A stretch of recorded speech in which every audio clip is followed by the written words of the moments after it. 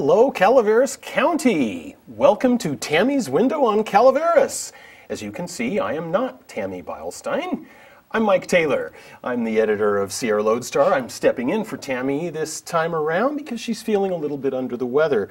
Now let's get right to it, folks, because, well, this time around we have somebody who has been in Calaveras County almost as long as I can remember and has some of the most recognizable artworks that you will see in this county, and it is Bambi Papais. It's a pleasure to have you. Welcome. Thank you. Hi, Mike. Now, I just have to ask, obviously, how did you get started in painting and art? You know, I've painted or drew or dabbled in art since I was a kid, and more into watercolor. Probably the last 20 years I've been painting with watercolor, 20 years. So art has been a part of my life forever. Sure. And did you go to school for it, or mostly self-taught? Oh, great. Yeah, a lot of workshops or classes, a lot of, in high school, a lot of art classes. And probably if we tallied up the art classes or, you know, I could have went to college. I just spaced it out over time. Sure. Yeah. Sure. And your subject matter, well, why don't you tell us? What subject matter are you drawn to? You know, I tend to do a lot of frogs and tulips. And well, there's flowers, so we could say flowers, but a lot of frogs and tulips. I think I've painted frogs when I was first in this county, not realizing how well frogs went in this county, and you know, somebody wanted it right away at a little show some little outdoor show, and I thought, wow, that was kind of fun, you know, and then I just kind of got on the frog kick. Oh, sure, because I've seen some of your works, and they're frogs with a definite sort of a look to them. It's a kind of a fanciful frog, if you will, right? Yeah, they're not serious. They're pretty playful. Yeah, I was going to say, they're always having a lot of fun, whatever they're doing. And I might put some costume or party hats, usually. And how come tulips? I don't really have a good reason for that, but I just like them. I think it's a good, simple flower. And when I say simple, not necessarily simple to paint, but could be. I like that smoothness of tulips. And I do have a lot of tulips in my yard. You have to watch where you put them because deer like them, gophers like them. So gophers love them. So pots, I'll do them in pots, but sure. Yeah, and there's so many kinds of tulips. It's a grand flower. Now, do you? This is an interesting question now that I look down at this piece of work here, and I'll show folks this in a second, but are you looking at the flowers when you're painting them? I do both. You do both, okay. From a natural, like if it's a bouquet, my husband is very good at bringing home bouquets of flowers every now and then, and there's usually tulips, or people bring flowers or something, so it's just a lot of flower people out there. No, so I will, and I also work from photographs. And these, like, you're going to see. Yeah, this one, and I'm not sure which camera we're going to use for this, but this, obviously, I don't think we've seen a zebra tulip like this, but they are black and white striped, just like a zebra, and then there's a frog, and actually everybody is looking like a butterfly that's up in the picture here. And the butterfly is definitely, you know, that's a real zebra swallowtail. Sure. But the tulips and frogs, I think it's really fun to put a texture pattern on the flowers. Frogs are tulips, so. Sure, and especially if it's a pattern that we wouldn't normally expect to see there. And usually people will say, do they really grow like that? Well. How long, I've never really watched an artist go from start to finish. How long can a painting, say one of these beautiful flower paintings, how long can one take? They're pretty lengthy, and it would bore you to tears to have to watch me, so so I'm not going to demonstrate a painting today. I may sketch. I'm going to say these are probably a month, and a month of a good, you know, 6 hours a day, 5 to 6 hours a day. You know, and as time goes on, there's so many other things that I'm doing or life happens that, you know, a painting can take a few months because of trying to get that time in. So Sure. Do you end up having to, because I would think, you know, getting a painting like this, say, halfway finished, it starts to look really good. How do you know when it's finished? You know, a painting like that, I'll keep going. I have it on my board, my drawing table, and usually I've got several things going. And I have an idea, you know, I start with a thumbnail sketch and then I get this big drawing going, and I work a little at a time on it. And because they're so detailed and so much, I'll go on to these other paintings and keep coming back to that. I usually know, I couldn't really tell you why I know it's finished. I do know that, say, the petals and the buds, I know what they should look like. I want these detailed in the little veins and those things. So now it might be the background is where I'm not sure if I'm finished or not. Really? Yeah, Okay. yeah. So you're always kind of editing what's going on in the and background. sometimes I'll just say, just stop, you're done. I can imagine. Now, your artworks, are they available for sale here in Calaveras County? You know, we owned a gallery for quite some time in Murphy's, and then just due to a lot of things going on in life, we closed that gallery. So I have not found a spot in Murphy's, again, to carry my artwork. I do have my artwork at the Fine Eye Gallery in Sutter Creek. I've got it at a little gallery in Napa. I have a website, bambiart.com. Okay. And I have a handful of places that carry my note cards. And there are myriad note cards, ladies and gentlemen, and it's just beautiful stuff. Actually, we're coming close to Valentine's Day. We've got some hearts and frogs here on the tulips, and we saw that one. And so are these all paintings that were originally, I'll call them full size, and then they've been done down into note cards? Correct. Okay. Yep. And do you do that yourself, or are there companies that? No, on this line that we're looking at I do that myself, where I have a printing company that prints my work. There's a process of getting the original work digitized nowadays on a CD or JPEG, and then I send that to a company that does the printing. Okay. Then I also work with companies that will, they are card companies, and they do their own marketing and their own printing. I see. And there's a handful of those. There's dozens of them, and not dozens, zillions. Not just for me, but I mean in the whole card world. Sure. Yeah, so that. Now, this big board down here by me has, in fact, before we started the show here, I started asking, it looked like you were getting into some home decor things, or at least your artwork was. What's going on with that? There's I'm going to say a division, an area in art that is called licensing. And it's another way for an artist to make a living at art. That was my thing. I love art and I love painting, but I'd like to make a living at it while I'm alive. That's right. I don't know if everybody wants that, but I like that. In that piece that's by you, they may choose one painting that they've seen, and maybe they've seen it from a note card. I've had that happen. They've seen it from my website or a gallery, and they'll say, "Oh, gosh, we could." That piece in particular, they saw that one tulip, and they thought maybe we could do fabric with it. If we broke it apart, the petals would look like this. They would ask me for some ideas of sketches of everything from wall decor to bedding to the whole area that would go together. So have you done a frog and tulip bedroom yet? I've had companies ask. Really? But there's a lot of pre-work that you do. It gets right down to a handful of people say yes and a few people say no. So there's a lot of on the bedding that has not happened, the frog and tulip, but someday we're close.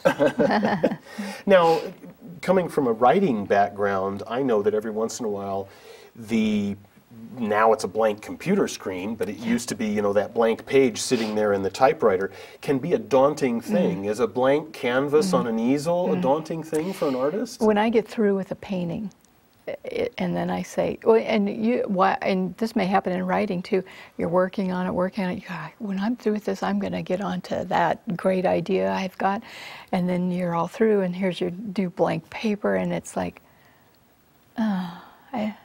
I'm not sure if that's what I wanted to do. What do I do now? Yeah, yeah.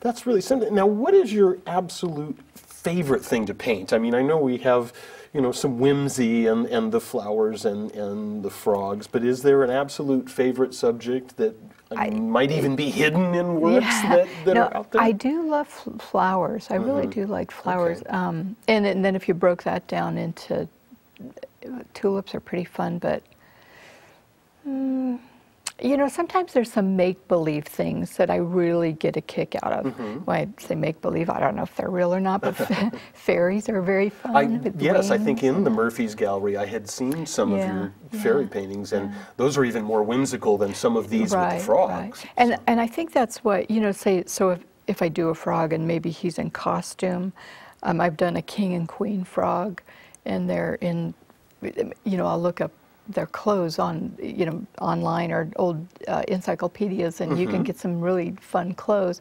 That is so fun for me to put that together. Oh, I got a little bit of realness, maybe the shapes, and then. Do you end up almost having to script a painting? I mean, to know that you're going to have, say, this here and that there, and the background will be more dominant? Yeah. Okay. And I think thumbnail sketches are a must. You know, that's little pencil sketches of, you know. Is that kind of like maybe like a director storyboarding his movie? I bet. Kind of getting an idea what the final product might look like? I bet that would be I see. And you could change it as you go, but usually it goes, and you might do several thumbnail sketches. But you know, usually one of those is the one you're working on. Is the one that's taped up there. And my working table gets to be quite a mess. Well, that's good, because my desk is a mess, too. Oh, good. So. And so I'll go to find that. Now, where was that thumbnail sketch? Because that's how I'm going to place this. And I spend a lot of time pulling through. Is it, you spoke about an artist, you know, making a living, obviously, while they're alive. Is it difficult to come up with that discipline that, you know, okay, it's daytime, I need to be working, and working means I'm painting. Is it tough to do that? Yeah, I can do a lot, because I work at home. I can do laundry, get dinner ready, get a lot of that. But I think because I've done it for so long, I know that I need to do that. There's also a part, if I don't paint, I can feel really empty or not right, or mentally deranged. No, something's wrong, and I need that painting. So it is an outlet for you. Yeah, I see. Right. Okay. Right. And there's also a kind of an excitement when you, an accomplishment when you do finish. So you just, you know, definitely you do have to be self-disciplined to get at it and then complete it. So sure. What was the very first painting you ever sold? You know, it was probably the frogs. It was two, which is why I thought, well, I saw it was a photograph. Someone had taken two frogs and put them on a bird perch, like a little swing for a bird, and somehow they made these frogs hanging. Well, one frog leg was hanging off of it, and they was kind of scrambling to stay up there. So I made did a watercolor painting of something similar to that, and it was pretty fun. And it sold really quick, and I thought, wow, that was a good idea. Now, something I've always wondered, because I've seen your work for a number of years, and your watercolors seem very, very detailed, and a lot of watercolor, and I don't mean this word to be insulting to those watercolor artists out there, but it can look muddy. Watercolor is a medium that sort of allows that sort of smoothed edges and kind of a thing, and your depictions are just crisp and clean. And is there a specific technique that goes into that? You know, I think there's a lot of styles in watercolor or any painting, and I think there's some loose, no drawing, wet on wet, let the colors drip into each other. It's not my favorite way to do it. It's not my favorite thing, but it's great for people that do it and pull off a nice piece. I like that detailed look.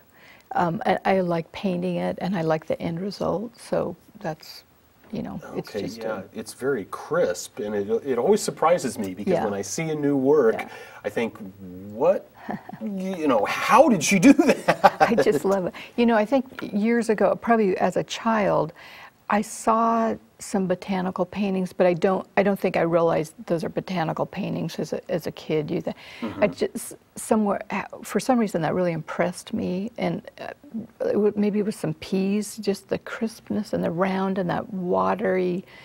Knowing it wasn't a photograph, it was. I just love that look, and I thought if I can ever do that, get to that. So then, you know, future, way later, I can do that now, and I've taken botanical painting and you know, really put it together. Oh, that's what you liked so much when you were a kid. So yeah, I like that look. Now we've got an easel set up here, and I don't want to put you on the spot, but are you feeling especially creative? I'm going to give it a try. Okay, that's great. And because I know frogs, because I've painted so many over the years, and tulips, I'm going to try to, you know, with a rough sketch, try to get something like that. Perfect. Going. So give that a try. You bet.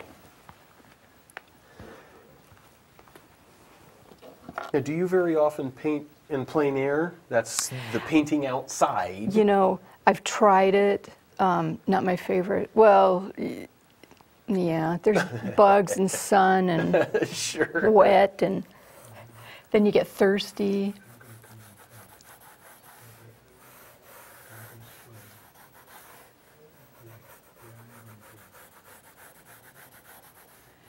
You ever watch someone paint and you're wondering what the heck what are they really getting at? Well, it's kind of like watching a story unfold, I've always believed, and I'm going to give away my age and bring up somebody that you probably, I don't know, people either love it or hate it when you mention him, but Bob Ross on PBS. Oh, yeah. You know, and he had beautiful little trees and fuzzy little rocks and that kind of thing. Yeah. But he really showed us that painting can be something that people can work on, but like you say, watching it happen is part of the excitement with it. Yeah, he was pretty clever. That was kind of the first public. Was he public TV? He was public TV. Yeah. Yeah, he was. I think you're right. A lot of people might have made fun of him, but I think a lot of people took after that.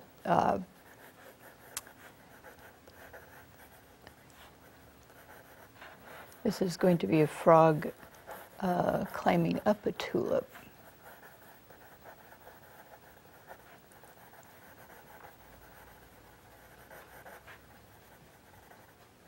Yeah, that's amazing that in just a few minutes we've gotten this far on it. Mine would still be a stick figure frog climbing up a single line. So Yeah.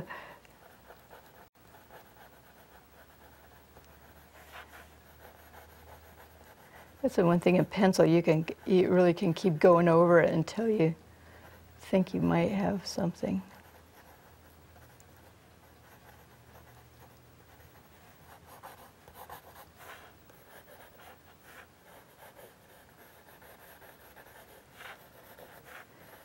Now, with you working at home with something like this, would you actually then paint on this sketch? I would.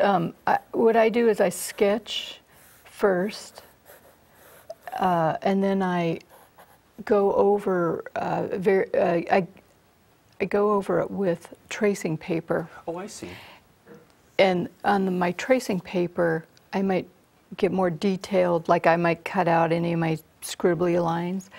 And I can also erase and change things on my tracing paper. Because I'm using pencil, then I can transfer that tracing paper, going over it again, to my watercolor paper. It's like a carbon type copy.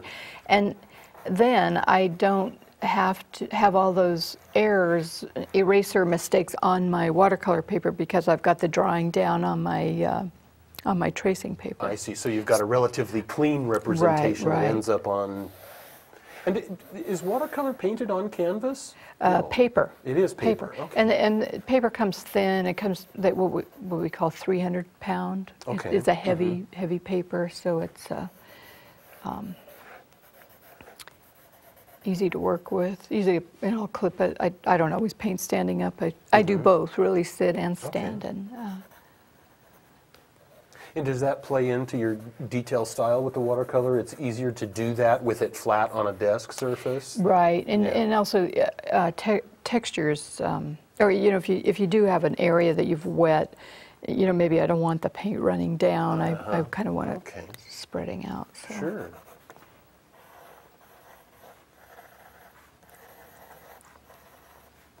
Yeah, and you can get quite a bit in a sketching where, so you don't muck up your watercolor paper right off.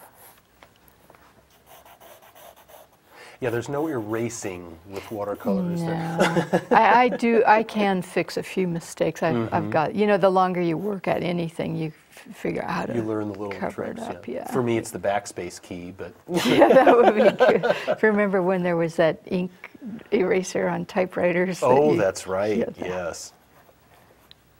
Yep, and then we graduated to liquid paper. Yeah, that. Now I can see there what you're doing is you're having some fun with your texture on the tulip or on the flower. Yeah. Give it some confetti look here. Now, as a child, were there particular subjects that you started drawing and maybe haven't drawn as much as you've gotten older? Or? I like to do what I thought was people, and it would be it was almost a question mark of I can't even remember if I could do it. It would be look like this, and it would be a lady's face and hair. Oh, mm-hmm. And I don't do that anymore, but I have done, no question mark. But I was in a little bit older, like in high school, when you should be paying attention. I can remember sitting and then drawing the kid's shirt in front of me. When there was paisleys. So again with the textures. Yeah, I know, yeah. That's great. Had a good time with that.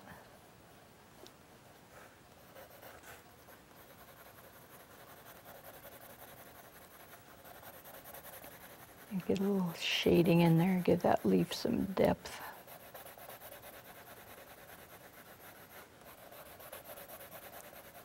Now, with the frogs in all of these whimsical poses in your paintings, have you had to get somebody to pose some frogs in some odd positions for you so that you know exactly how they look? Or have you been doing them so long that you know kind of their physiology? You know what I do is I get pictures of people that are doing something. Oh. Yeah, and I'll and then because people you can get to do anything, and then people's limbs and frogs, something similar there. Sure. Yeah.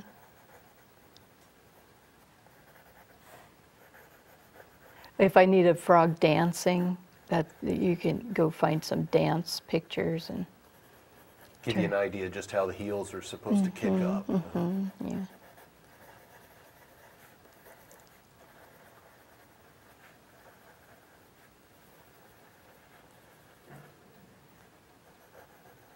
Now he has very quickly turned into a cute little guy making his way up that flower. Yeah, he's I'm interested to see what happens when it gets to the flower and it gets really heavy. And it would That's fall right. over there, huh?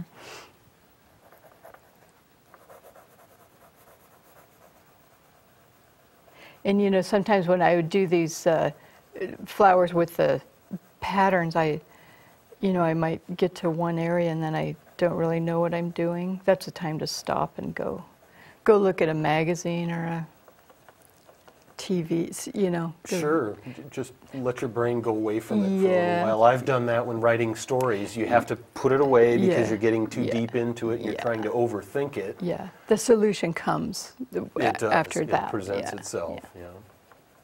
Does that sometimes happen when you walk into your studio and you see that painting partly finished and you think, oh, that's how I can Yeah. make that work? Well, sometimes it happens not when I'm there. It's in a. I'm not really gonna say in a dream, but somewhere in the middle of the night, it's like, oh yeah, I could do that. You know, there's an answer Sure. there. Or you're walking. I walk quite a bit, and that will come. A little yeah. epiphany. Yeah.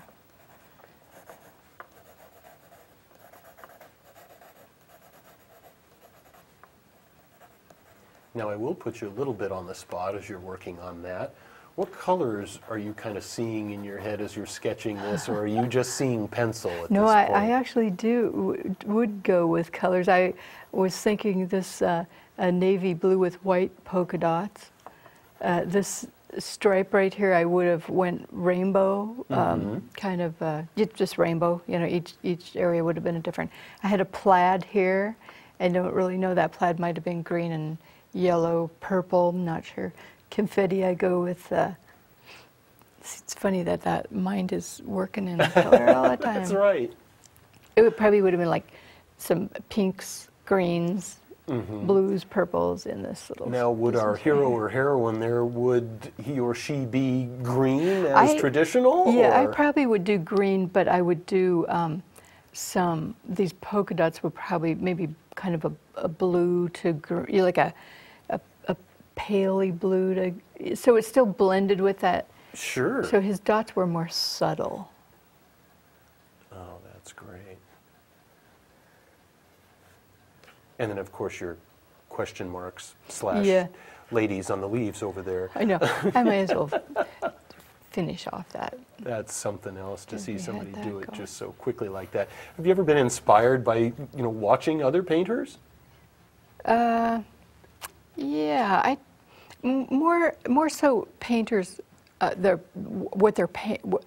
finished product as opposed to watching. I don't know that a lot of painters let you watch them. Sure. Maybe. Yeah, that's right. Well, especially not in their studio. Yeah, maybe. I'm thinking in these plein air kind of things, because a lot Yeah. of times in the 3 counties, Yeah. Calaveras, Amador, and Tuolumne, we get Yeah. those.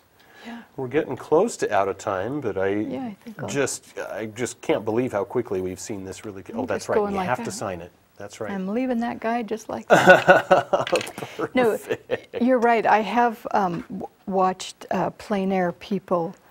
We went to, on location, and it's inspiring to get back to painting. Sure. But on the other hand, it's this might be in any writing. I wish I painted plein air. Oh, I wish I painted right. that, and not going to. So. Yeah. Now, once more for folks so that they can find your artwork, what's the website address again? It's BambiArt.com. Okay. So BambiArt.com. Well, ladies and gentlemen, Bambi Papais, thank you very much for joining us today. Folks, thank you for joining us on Tammy's Window on Calaveras. I'm Mike Taylor. Have a great time.